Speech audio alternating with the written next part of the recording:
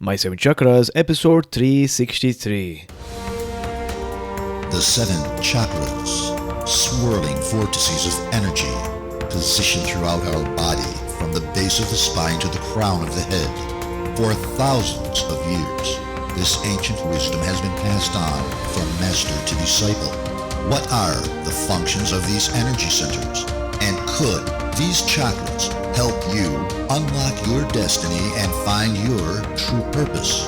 Welcome to My Seven Chakras. And now, your host, Aditya Jai Kumar.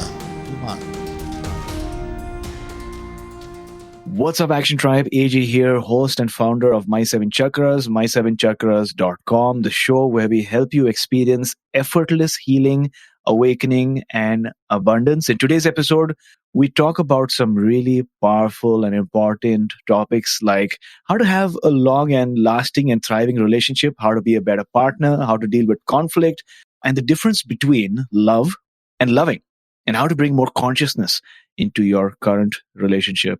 So if you're interested in any of these topics, then you might want to wait till the very end. But before diving in, I'd like to remind you that I've recently released a 24-page PDF outlining some of my favorite ways to raise my vibes and feel better immediately. To get your free PDF, visit my7chakras.com/feel better now. That's my7 is the word, my7chakras.com/feel better now. All right.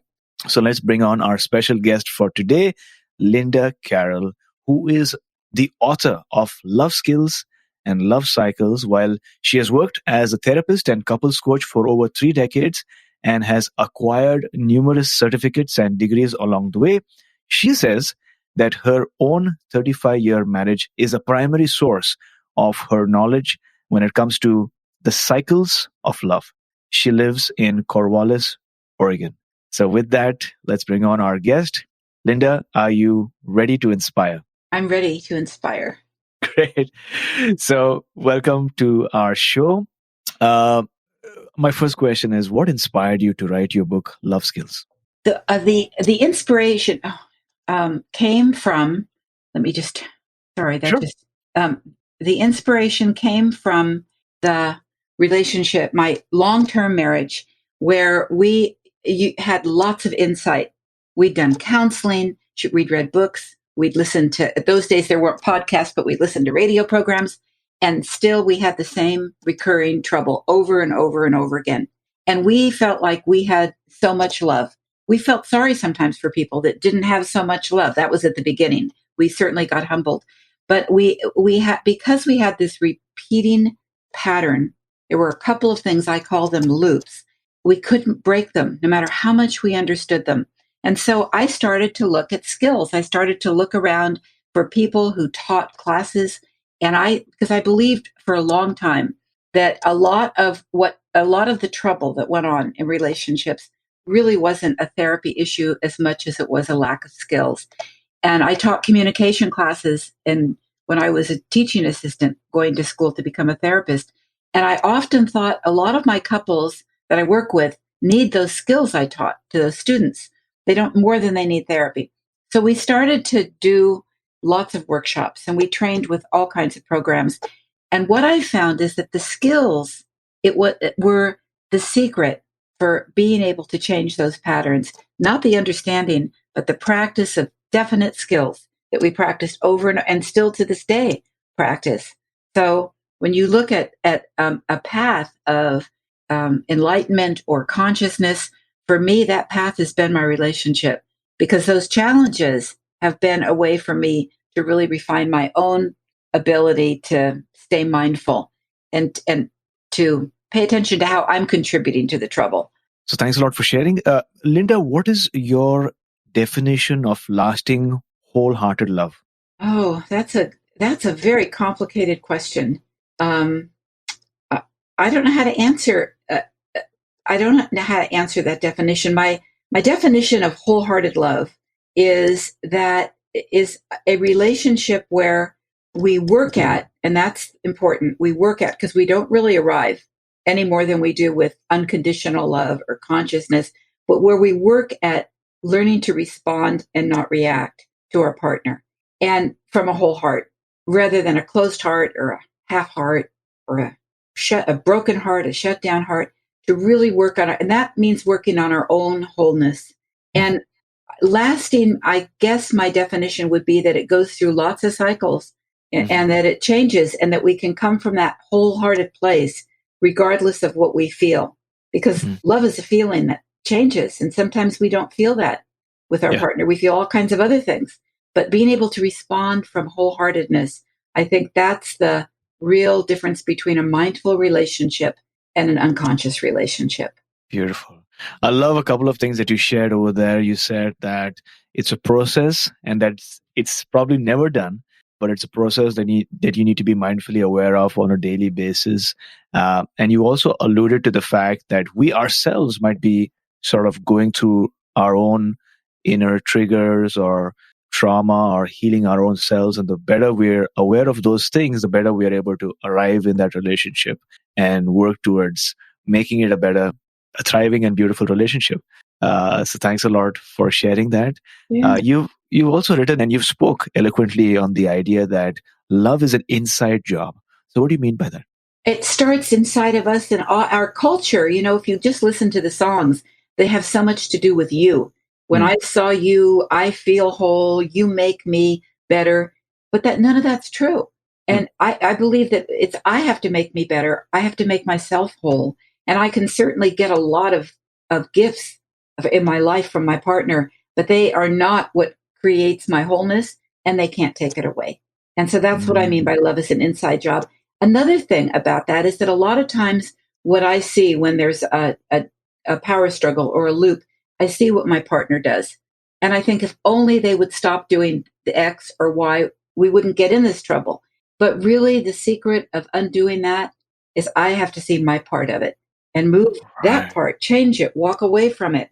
I can't do anything about their part. They do it or they don't, but I can do everything about how I contribute to it. That's a really beautiful thing to say, because it reminds me of the words by Neville Goddard, who once said that your entire life is your imagination pushed out. And so if your entire reality is your imagination pushed out, then you sort of begin to take control of any unconscious actions or thoughts or impressions or emotions. And you become responsible, like you've alluded to, of your own love. Yes. Because you're in complete control of it. So I like that. And you help people address the thorny issues, right? You said thorny issues that might be there in a relationship. What are some of these issues that you frequently see in relationships that could use some work on? You know, I think that the biggest issue is the way that when there's a conflict, that couples talk about it and they think that the problem is the conflict, like housework or sex or money or those common issues. And the real problem, and I don't call those the thorny issues, but how we deal with those issues is the problem, not the actual difference. So let's say we're arguing about money. That's not the problem. The problem is in talking about our differences, we stop listening to each other. We close down, we get defensive. So not only am I feeling frustrated about the issue, but I'm feeling really sad about losing my connection to my partner. And when we're sad, we do one of three things. We fight, we withdraw, or we pretend it's not happening. We walk away, we freeze.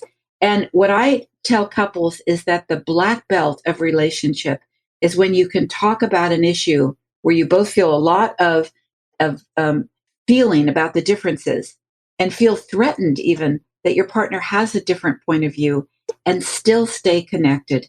Now, thorny issues, that's a different issue. No, affairs and betrayals of all kinds, those are things in a different category. But the same thing still applies. It's just much harder to be able to stay connected when you talk about those things.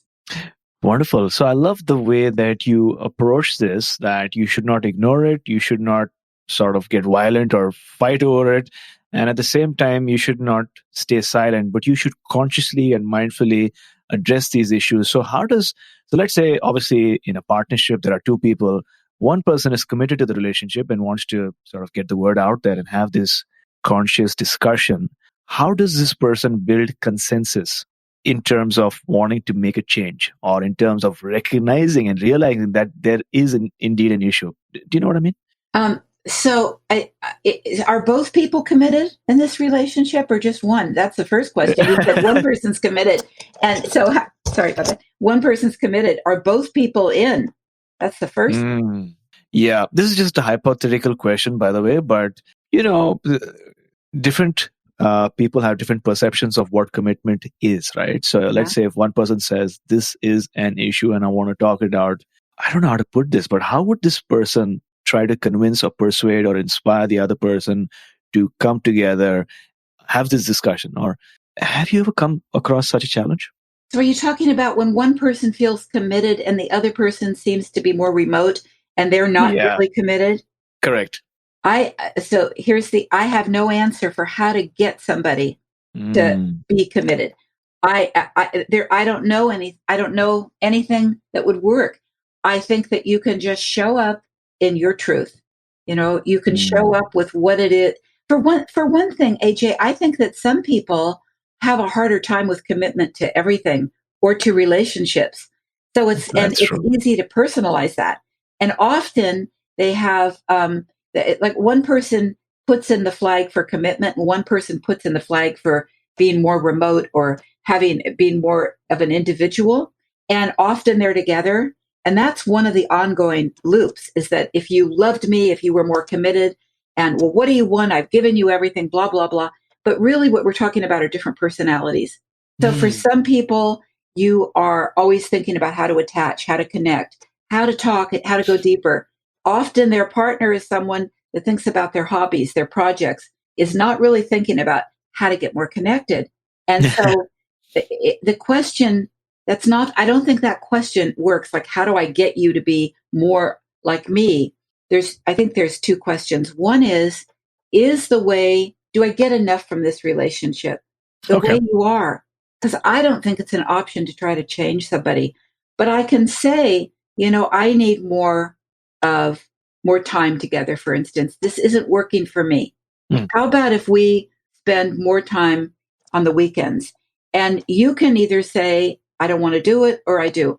If you say, I don't want to do it, I can't convince you to do it because that's not going to go well. Even if I say, well, if you loved me, you'd spend more time together, and you do, you're going to have resentment. What I can do is I can say, well, I really need more. I understand you have more needs to bike, to do your blah, blah, to do your hobbies. But for me, I'm needing more invested time together. Are you willing to work with that? Are you willing to do it? And you'll say yes or no. It's not so cut and dry as I'm presenting it, right? Yeah. No, I totally understand. It can be sometimes a very complex landscape. But what I understand from what you're saying is to firstly understand what you want from this relationship, yes, and what is missing, and then express it in a way that is respectful, but also elicits a response from the other person to understand where he or she is coming from. Right. I'm saying, yes, I'm not trying to change you. Yeah. Because as soon as I try to change my partner, guess what I get? I get resistance. That's true. But one of the things that when I work with couples all over the country, one of the things that I get couples, it's a skill, and it's not the first skill. It's down there, it's sort of an advanced skill.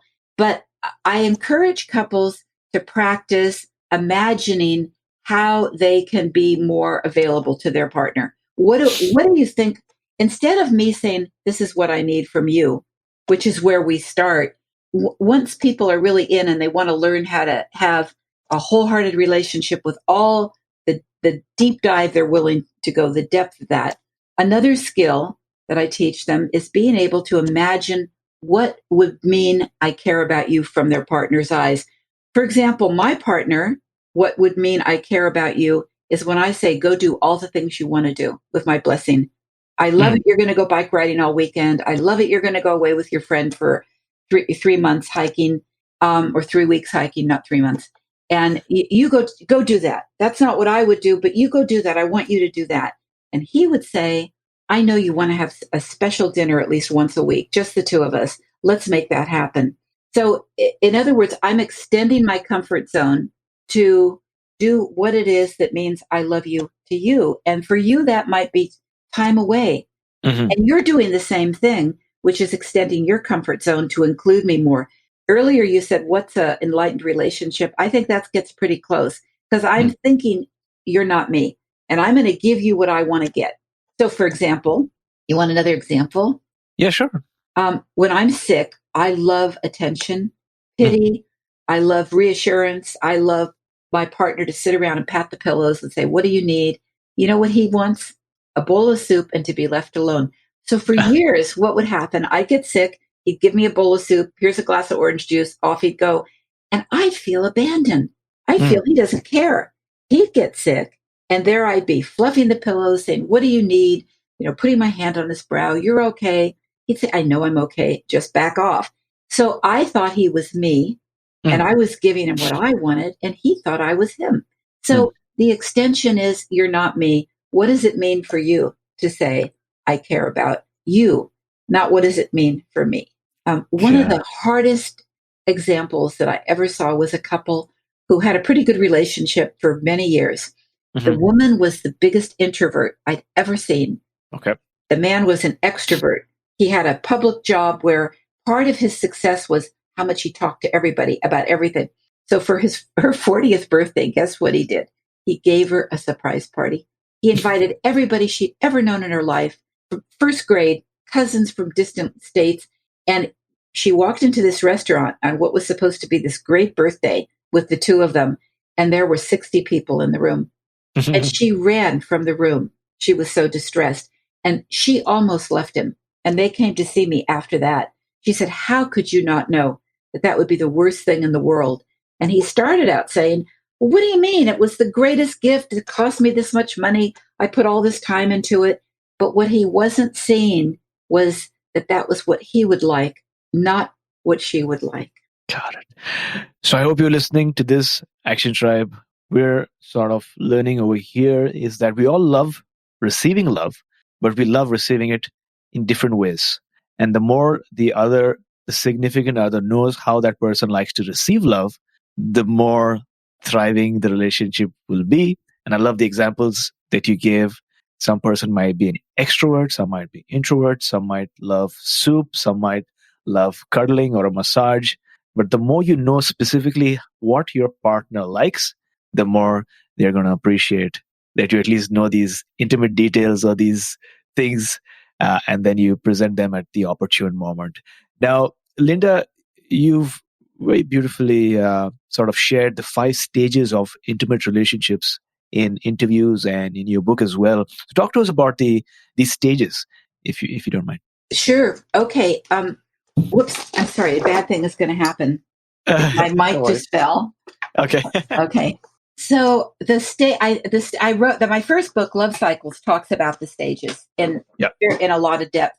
And I wrote that book because I felt like it was one of the most liberating things I came to understand, that relationships go through cycles like everything, like waves of ocean and seasons, and that it would be really helpful for people to know that sometimes it's not unnatural. Doesn't mean something's wrong.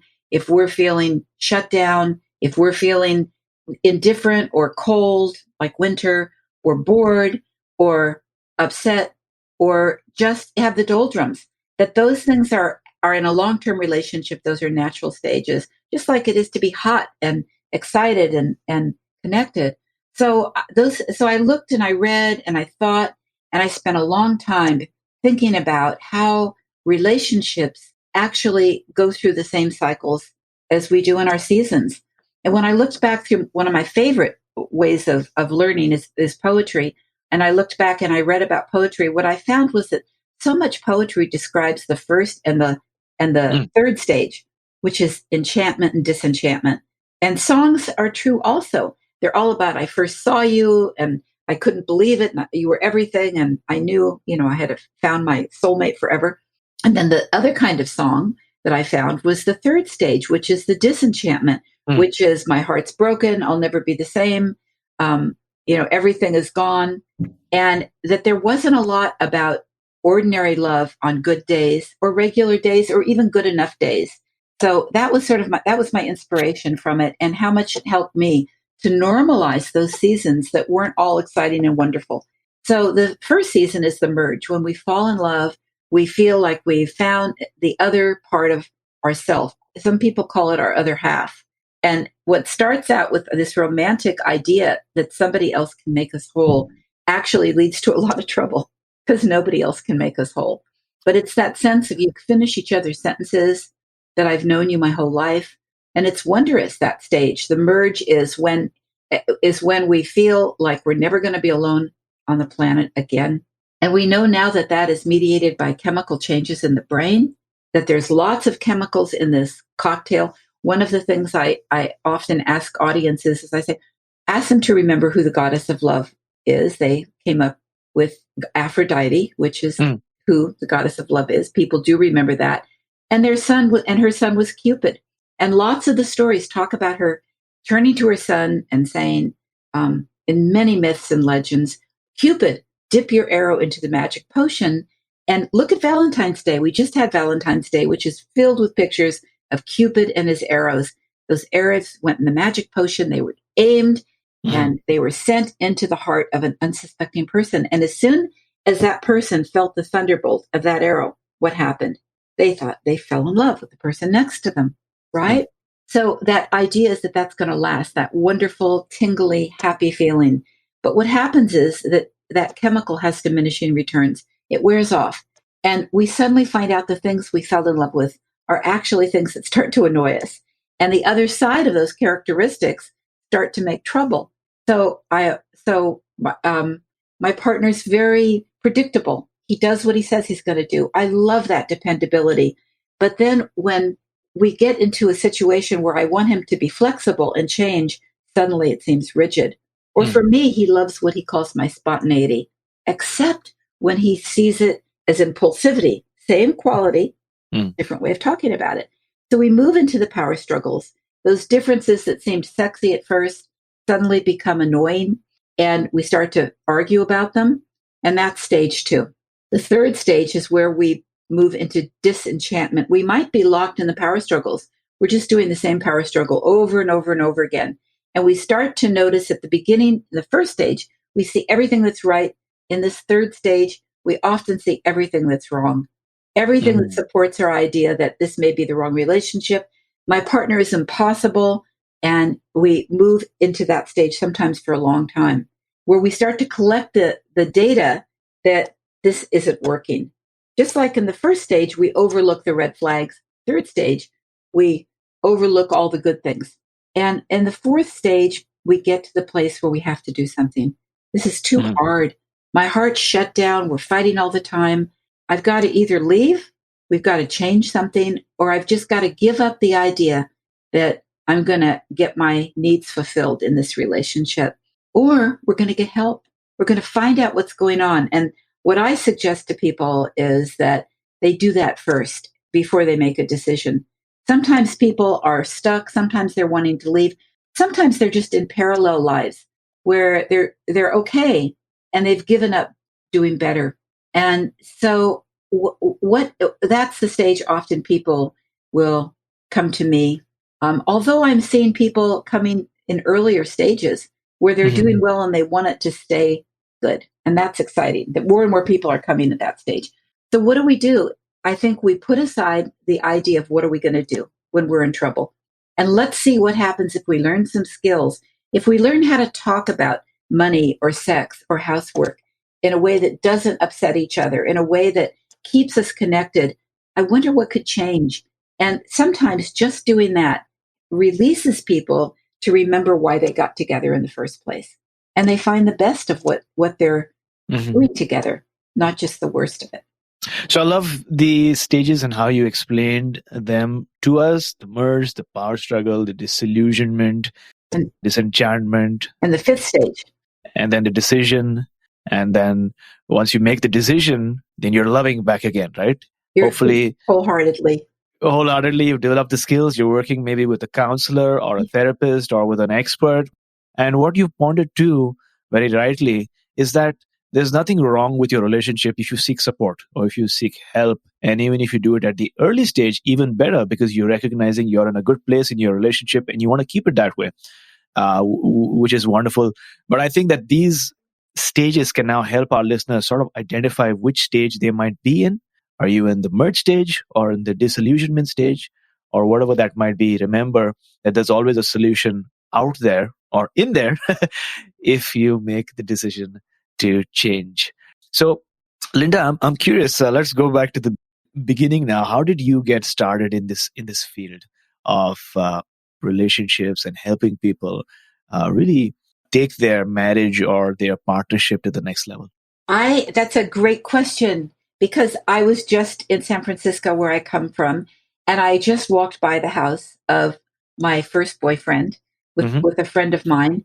And I thought, and she said to me that this is where it started. And she's right, because when I was 11 years old and I had no idea about what it felt like to feel these feelings, I got hit with the thunderbolt. And that's very, very young for that to happen. And there I was a week ago looking at his old house and thinking, this is where I started my investigation about love. But I started it in a way that was pretty rough. And I had a idea. I didn't have great models when I was growing up for healthy love. And what I thought was real love was the thunderbolt, that power that I felt when I talked to him for the first time. It didn't leave me till I was 40 years old.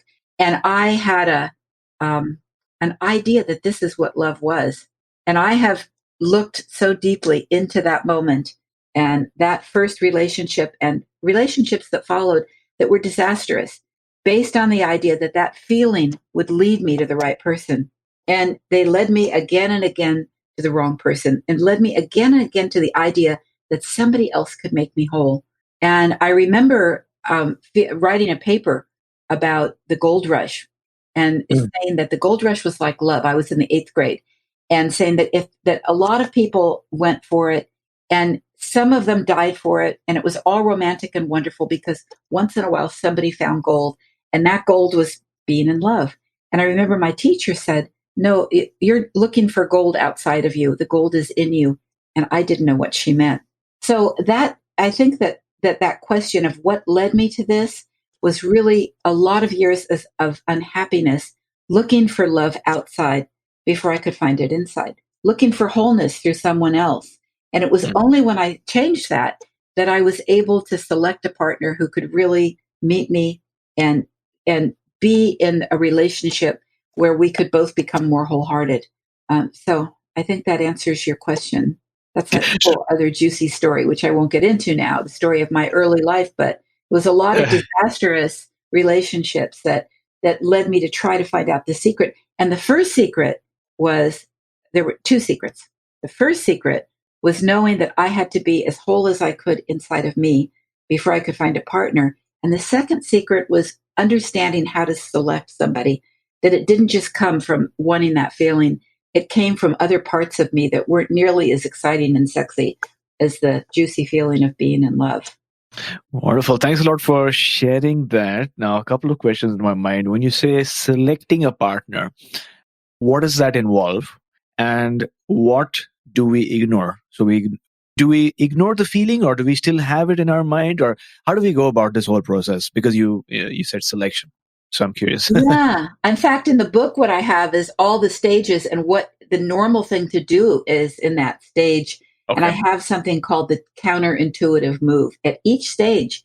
So the counterintuitive move when you fall in love, it's not that you shouldn't have that feeling and enjoy it, but also know that nature breeds for diversity. We fall in love often with someone who's so different than us, but we don't fall in love with someone that's necessarily compatible, Mm. or someone who has the characteristics that you need for a long-term relationship. So I suggest that people pay attention to data that's not particularly sexy or romantic. Mm. It's using a different part of the brain, really. So enjoy the feelings, have a good time. But if you're going to make a permanent commitment to someone, you need to know, for instance, what's their relationship like with their family? What's their relationship like with past partners?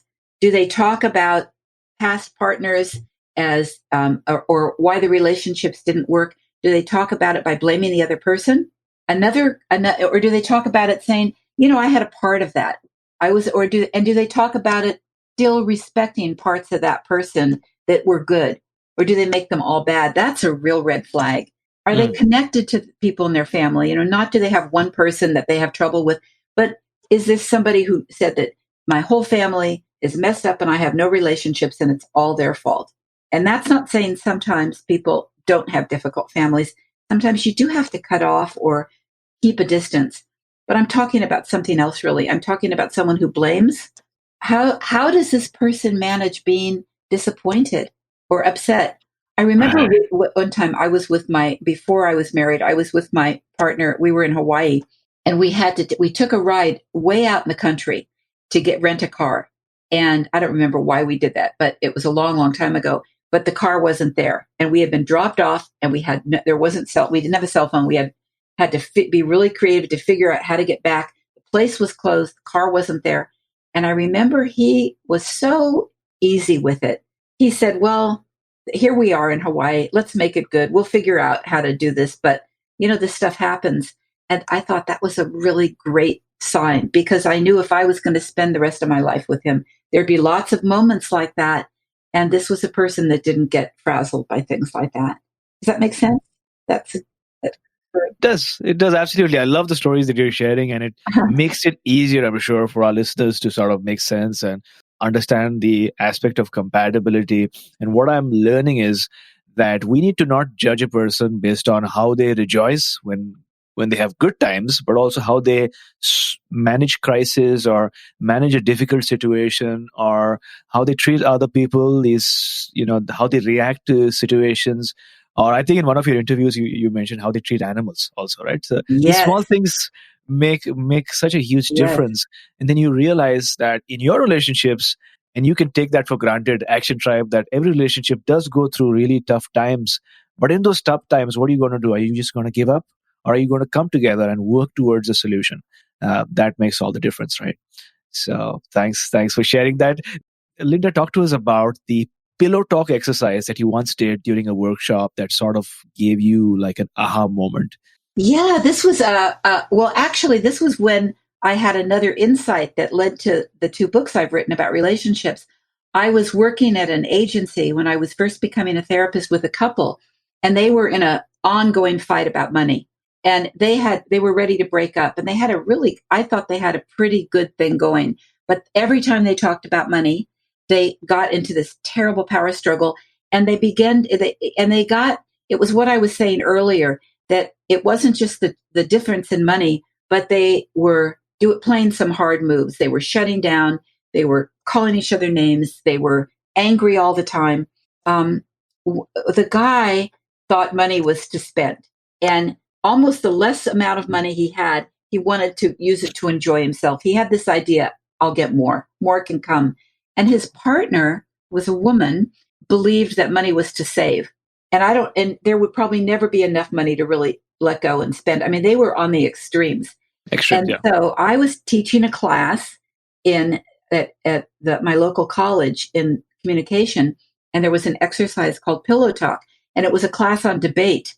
So if you're going to debate with somebody that has a different point of view from you spiritually or politically, the idea is that you talk about your point of view, and you're sitting on your pillow, and you're listening to them talk about theirs on their pillow, and then you change pillows. So I go to the other person's pillow, and I talk about their point of view as though I'm them, not as though I'm me, but as though I'm them. So it means I've got to really get into feeling what it's like for them, why they feel it so strongly, why they believe it so much. And I thought, this couple doesn't need counseling. They need that exercise. So I brought it into the office. I said, are you willing to try something? They said at this point, they'd try anything. And I said, well, you know what the other person believes and why they believe it. And you haven't had a lot of luck convincing each other. Would you try something really radical? And they were game. So I said, I want you, to the woman, to be him. I want you to sit over on the side, actually change chairs and pretend you're him. And first of all, think about what it is to be him, his story, his family, his experience with work and money. And I did the same thing with the man. I asked him to be her.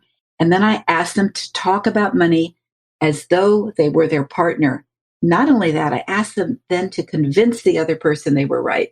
And when they did it, something really incredible happened. They began to feel empathy. for each other. They didn't, and then I had them come back to their regular side or pillow. Right. They didn't change what their point of view was, but they made a lot more room for the other person. And to me, that was an aha moment, like almost 38 years ago, that Yeah. that had me starting to think about the idea that love is a feeling, but what gets us through are skills. And one of those skills is listening and empathy. hmm So I love what you shared there. And had we ended this interview right now, I think the listeners would have enough information to work on, because I think this exercise is so powerful, and not just for relationships. I think this exercise should be done in the president's office, or maybe in the prime minister's office, right? Or Yes. maybe whenever they're having a discussion. And even in India, I mean, one of the reasons why some of the wisdom from India and Buddhism is so advanced is because for thousands of years they used to have these debates between Hinduism and Buddhism, and they used to do something called Purva Paksha, which is basically arguing for yourself and arguing for the other person Oh, I also. love Because that. yeah, it's Purva Paksha, but exactly what you're saying. By the end of it, you become so well versed in what the other person's point of view is, that I'm guessing that the mirror neurons that we have in our body get activated, and we have a sense of empathy. So even though we might not agree with the other person, what the other person is saying, we sort of get where they're coming from, and that makes all the difference, right? There was So an ad. There was an ad. I think it was from Norway. I don't know if you saw it. yeah. It was remarkable, where they had Mm, four groups of people that were yeah. all different, religious, political, cultural, and they all were standing in their groups. And then the Mhm, moderator said, "Okay, let's make a fifth group. Anybody who has ever lost anybody they loved." mm, And people from that group all came together. And then, has anybody ever been lonely? mm. Has anybody ever had an illness? Has anybody ever loved their dog? And pretty soon the entire room were broken into all of these other groups, and people were just milling back and forth. And Yeah. those four locked groups became Mm. unlocked, and they all just became a part of each their humanness instead of their separation. Right. Yeah. So that's such a wonderful exercise to do pillow talk. And that could make for a great date as well at home, with some cacao, hot cacao, and some nice music in the background, essential oils, some candles, and you're doing pillow talk. So thanks a lot for sharing that idea with us. Now, you've written that family history and personality type can wreak havoc in a relationship. So talk to us about more about this. How can their family history or their inherent personality, how can it affect or influence or impact the relationship? Well, earlier you said something about getting triggered, and Mm, I think that one of the things that happens is we often get triggered by something our partner does, and we don't know why. yeah. We don't understand where it comes from, and so one of the great values of doing family history is that what we remember from our family is a very small part of what influenced us. And it really helps us look at how we were influenced in ways we've never thought of. For example, when you have families that immigrate, and that their first job is to survive in a new country, and part of the rules of surviving in immigration is very different. Like for instance, always being there for each other, saving things to do with money, Mm, often with pets, often with what you share with people in the outside world. Or here's one that I think that's really common, is that I think that immigrating to another country has a lot of loss. I think it's filled with a lot of sadness, and because you've left so much behind, and sometimes in the excitement of doing it you don't feel it, but in decades coming, my husband's from New Zealand, and he's been here for almost 35 years. But there are things I notice that seem small as he gets older that he really misses. And it doesn't really serve us when we're trying to make a new start in another country to feel all of our feelings, to talk about them. You have to get on with life, mm, right? So yeah. then you have somebody from the next generation or the second generation that still has that rule: don't talk about feelings. But they're trying to be in a relationship that is modern, that is active, that is dependent on talking about feelings. So look at understanding where some of the family rules come from often gives us a lot more compassion for our parents or our Mm. grandparents. And it also gives us an understanding of what we're acting out that really isn't true. Another example I give is sometimes we're more impacted by siblings than Yeah. we are by what actually happens. Just I give an example in the book of a woman who was 18 months old, younger than her sister. And she and her sister was great. They had a good relationship. She was good to her, but she always felt that she wasn't good enough. And she married this sort of big star Mm. partner Mm. who was like the person who people always wanted to talk to, who was really successful. And she lived in this feeling of inadequacy, but she didn't know where it came from because she was really successful in her life too. She started to think about how she was always the little sister and Mm. she never did things quite as well as her older sister because she wasn't as old. But she had a story. It was because she wasn't as smart, she wasn't as quick, she wasn't as good at different things. So I think getting that information really helps us look at where we get triggered and we're not knowing why we're triggered and how we can Mm. change that. Got it. So this is also really useful to be able to go back into your childhood and sort of consciously record or at least attempt to find out some of the events or experiences that might have influenced you or even created some trauma in your life that you have forgotten about, but that manifests in the form of triggers. Because like we're finding, life is like an onion. The more you got to peel it layer by layer, and sometimes you end up crying, right? And that's what the healing process is all Yeah. about, is really resolving your triggers so that you can show up in a better way in your relationship for the benefit of your significant other as well. Now, what are some signs or what are some indications or indicators that a relationship might be in decline and that something needs to be done about it at the earliest? Any such signs that you would point out? I think that there's the big signs, that you're not spending time with each other, or um, or you're arguing all the time. But I think the smaller signs are when you find yourself uh, not interested in your partner, when you see them at the end of the day and they start to talk about something and you think, oh, I've heard all that before, or when you're criticizing them in your mind or judging them, and you're noticing that. I think that's a real sign of decline. And that's when you need to either pay attention yourself and turn it around or get some help. Because we can feel, it's so interesting about criticism is that what we found is that when you feel critical of your partner, that there are facial expressions that go along with that criticism that you Yeah. can't see at a naked eye. We No. all know what it is to roll your eyes or walk out, but they're more subtle. And that what some research has found that if one partner is feeling a critical feeling or having a critical thought about their partner, even if they're trying to hide it, listen, this is amazing that there's a muscle in the face that twitches and you Mm. can't see it by the naked eye, but their partner's heartbeat goes up 10 beats per minute. So, in other words, I'm looking at my partner, I'm telling Yeah. him about my day, he's smiling, but secretly he's criticizing me. I don't notice it. If you said, is he criticizing you? I'd say no. But my heartbeat is actually going up because I can subtly notice that change is going on in him. My body responds to the criticism in his body, even if I'm not aware of it. And then I respond to what my body is doing by shutting down, backing away, feeling defensive. So, Okay. hey, does that make sense? It does. I've heard about the fact that there are these micro expressions that people unconsciously do, but I've always found it hard to sort of notice them. But I think what you suggest is to check in with your own body and your heartbeat in response to what is going on. Correct? Because you're Well, saying what that. I'm saying even more in that is that pay attention to your critical thoughts about your partner, because even if you're smiling and not saying them out loud, your Yeah. partner is picking them up. They're Got it. Yep. feeling those critical thoughts.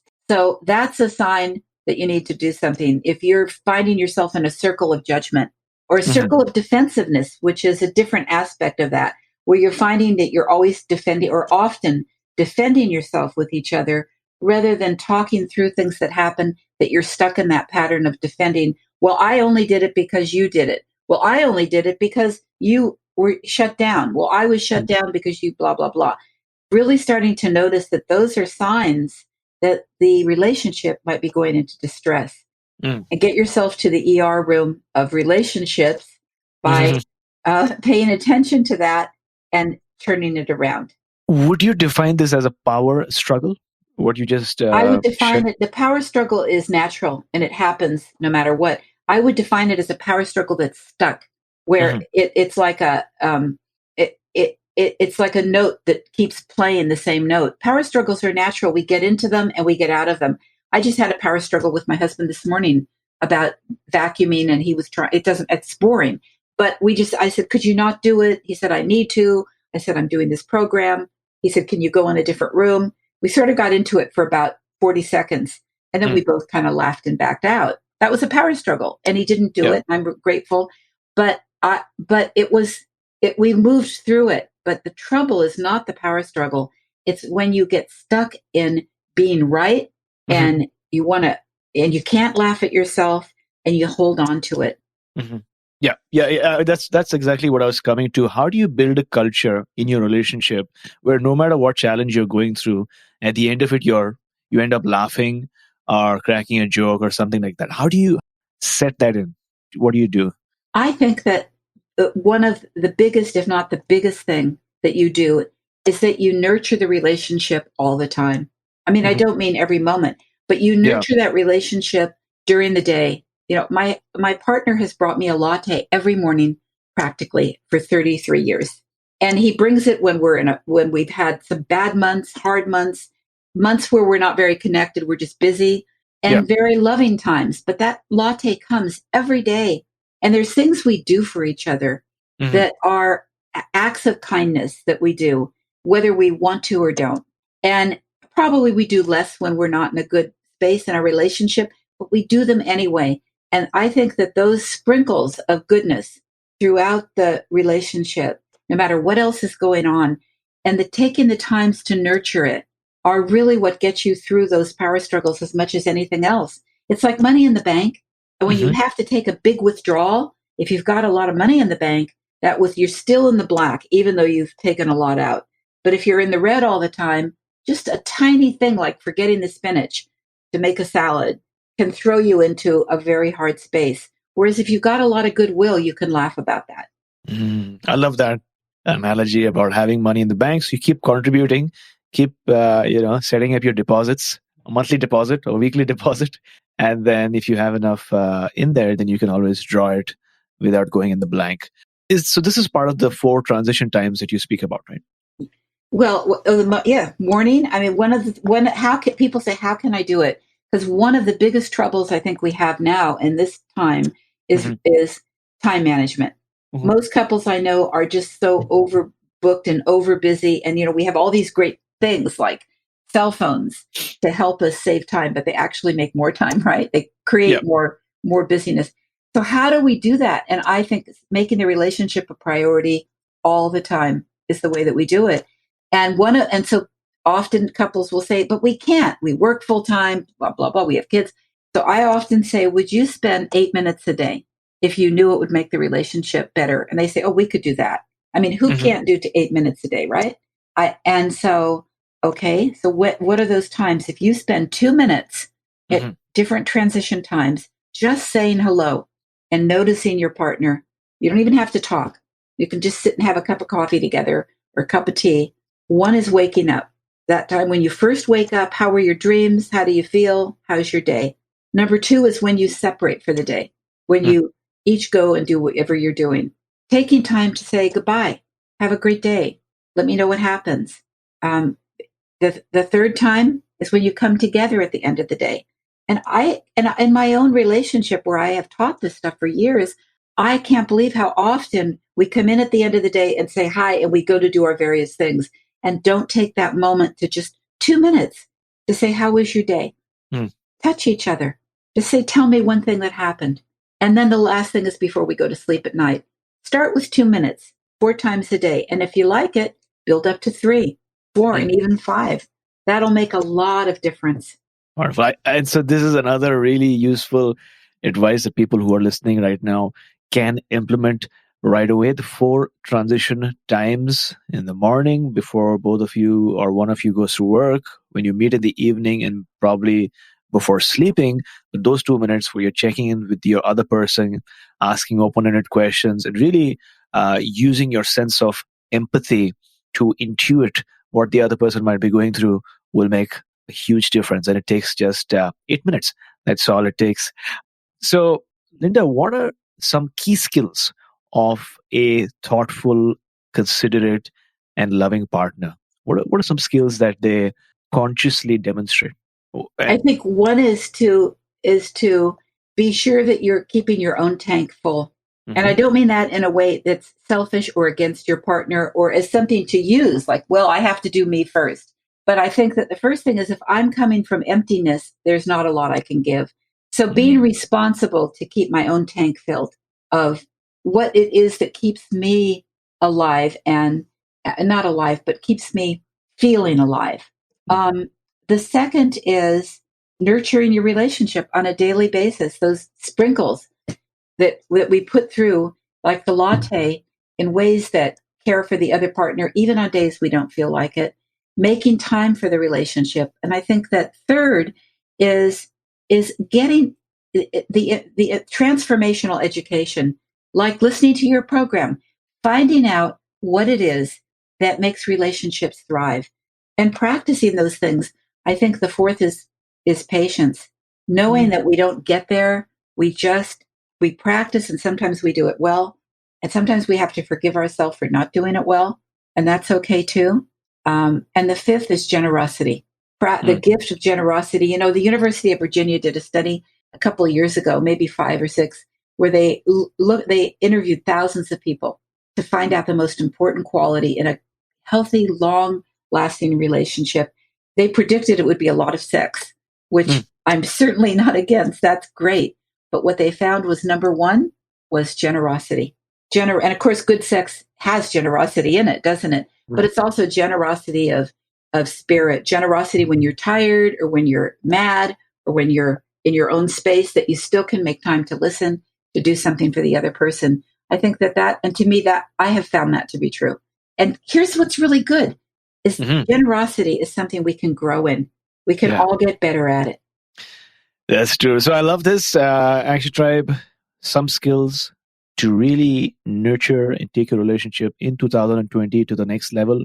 Or if you're looking for a partner, then these will really help you too. Is keep your tank full, whether it's healing work or meditation, breath work, having that juice in the morning, going for kickboxing or going to the gym on an ongoing basis ensures that you have a lot of energy within yourself and that your tank is full, so to speak.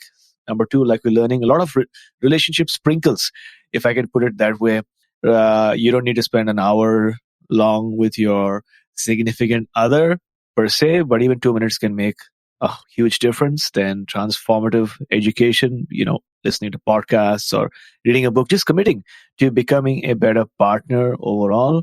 And like we're learning, having the patience to know that things will not always be perfect, but that you have to be patient with the other person and being generous, being kind, and demonstrating unconditional love, knowing fully well that sometimes you will express love but not be able to get it immediately, but keeping that long-term perspective into place and always depositing some love into your bank. uh, so, Linda, now we're talking about relationships, but obviously, from my interaction and engagement with our listeners, a lot of people in 2019 went through a lot of hard times, went through breakups or divorces or heartbreak or trauma when it comes to relationships. And 2020 seems like a breath of fresh air. It's like we're turning a new page. So, what advice do you have for someone who might be recently divorced or had a breakup or something along those lines? I think, okay, I'd say three things. One is to do what you need to do to grieve the relationship and move on past it. Not that I don't believe in closure. I don't believe we ever close, that everything that happened is a part of us. But some people are so stuck in what happened in the breaking of the dream or the trust or whatever happened to cause the relationship to fall apart, that they get lost there. So do what you have to do. You can't just move on. Do whatever you have to do to be able to let it go so you can move on. So you stop defining yourself by the relationship that didn't work. I think the second thing is to do the work to figure out how you contributed to it. And that may be overlooking things from the very beginning. It may be your selection process. It may be not wanting to deal with conflict or being too much involved in conflict. but knowing that you can change your part so you don't have to bring it into the next relationship. And third is remembering that we are, that we really have to fill ourselves from the inside, finding out where that emptiness can get filled with discovering something new, discovering who you are, finding a really good support system in all kinds of ways so that you can start to rediscover who you are. And I love the word, I've just heard this word this year, self-partnered, to learn how to become self-partnered so that when you find your next relationship, you don't go to that relationship from a deficit, but you go from a fullness. I'm enough, and I want to know if you want to come play and join me, but not, I want you to fill me and make up for what's not there. Those are some great pieces of advice, which I'm sure that all of our listeners will be able to implement into their lives right away.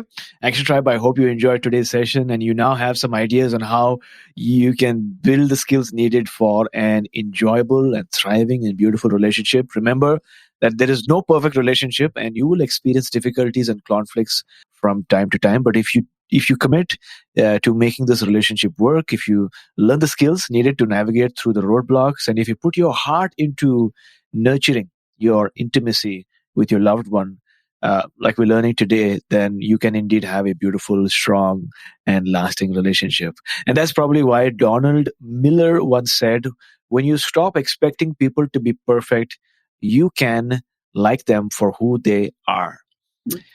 Right. So it is now time for our wisdom round, which is the last round for today, during which our listeners get to take note and take action. And there are 4 questions in total.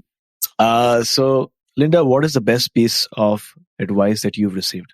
From my 7th grade teacher who said, the gold you're looking for is inside of you. And it took me about 35 years to understand what she meant.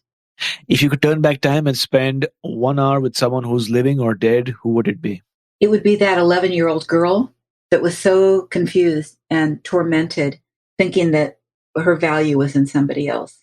And what is that one thing you do in the morning or maybe in the evening that has improved the quality of your life? I wake up and my husband and I look at our dog and we kiss him good morning, and he jumps up in between us. And it's not just our dog that brings us that, but it's that we together have something beyond ourselves that we love. And we share in that every single morning. Gratitude that our wonderful dog is with us. Wonderful. And if you could recommend one book for our listeners today, which one would it be? Well, the best book in my life is a book that was written a long time ago called Man's Search for Meaning by Viktor Frankl. It's the one book I'd take with me to a desert island. And it's really a book about how it's meaning that keeps us going. And we are meaning makers in our relationships with other people and with ourselves. And that book has inspired me more than any book in my whole life. Thanks a lot for sharing. Action Tribe, would you like to receive this book for free? Because audible.com is offering Action Tribe one free audiobook download with a free 30-day trial so that you can check out this new way of consuming books, which is listening to a book instead of reading a book. And in most cases, the author himself or herself reads out the book to you. So to claim your free credit, go to my7chakras.com/free book. It's my7chakras.com/free book. So Linda, thank you so much for coming on our show today. What is that one thing that you are grateful for, and how can we find more about you online, and how can we get a copy of your book? Well, this morning I'm grateful that there are programs like yours and that people can listen to and get inspired and know that they can make their lives and their love so much better. How people can get a hold of me with my website, which is lindaacarroll.com. I have a Facebook page for people who are reading the book and want to be able to interact with me. And I also have an online course that's almost developed. They can find out about that from my Facebook. And I have an Instagram account, which is called Linda Carroll Official. And if they want to get on my Instagram account, I put something up just about every single day to inspire people. My book is all over. It's in bookstores. It's on Amazon. Oh, they can also order the book anywhere. Great. So actually try make sure that you get Linda's book, Love Skills, which is available on all places where you get books, especially Amazon. If you're on Instagram, take a screenshot of this episode and tag both of us My handle is at my seven chakras. That's at my seven chakras. And also tag Linda Carroll official. And as shared earlier, if you'd like to raise your vibes and feel better immediately, then I've got a free PDF for you. Go to my7chakras.com/feel better now. my7chakras.com/feel better now. So, Linda, thank you for coming on our show, speaking to us about the magic of relationships and taking us one step closer to a human revolution. Thank you for listening to My Seven Chakras at my7chakras.com. That is my, SEVEN, chakras.com.